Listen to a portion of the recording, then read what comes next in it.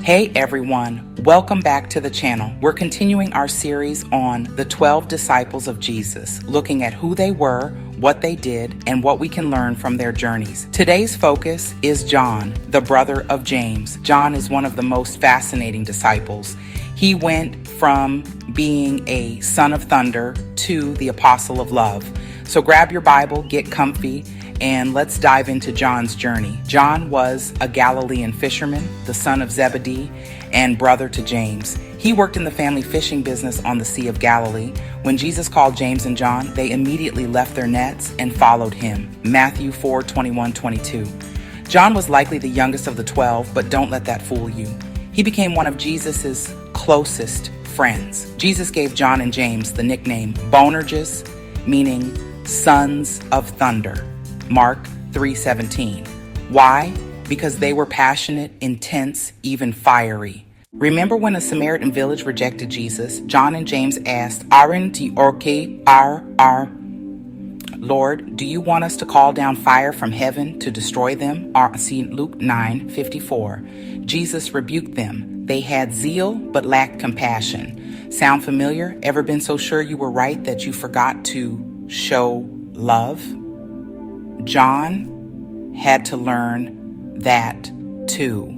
Jesus didn't give up on John. He shaped him. John was part of Jesus's inner circle with Peter and James. They witnessed things no one else did. The raising of Jairus' daughter by Mark 5:37. The transfiguration. Mark 9:2-3. Jesus' agony in Gethsemane. Mark 14:33-34.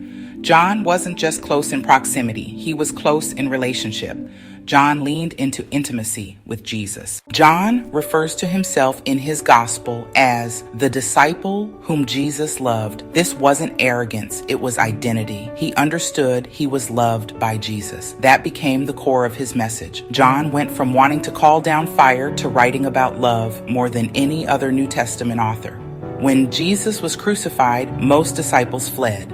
But John stayed. He stood at the foot of the cross with Mary. Jesus entrusted his mother to John's care.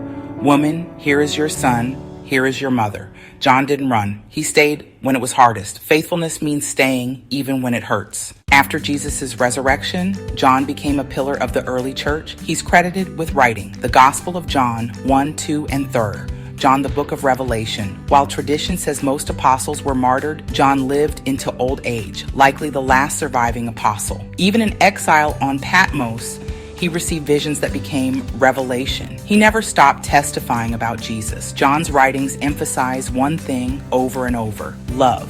God is love. We love because he first loved us. A new command I give you: love one another. This son of thunder became the apostle of love.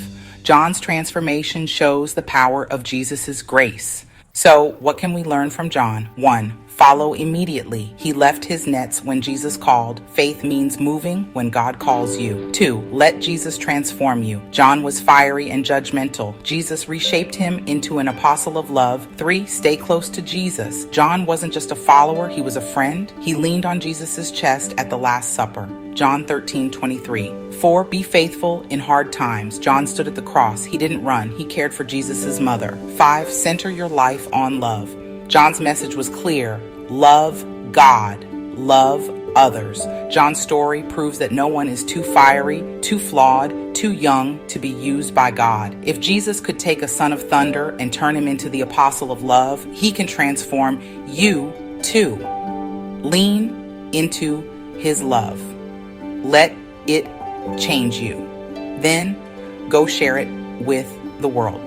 If this video encouraged you, give it a thumbs up, share it with someone who might need it, and subscribe so you don't miss the next disciple in our series. Comment below what part of John's story speaks to you most. Thanks for watching. Stay faithful. God bless you. See you next time as we keep exploring the lives of the 12 disciples.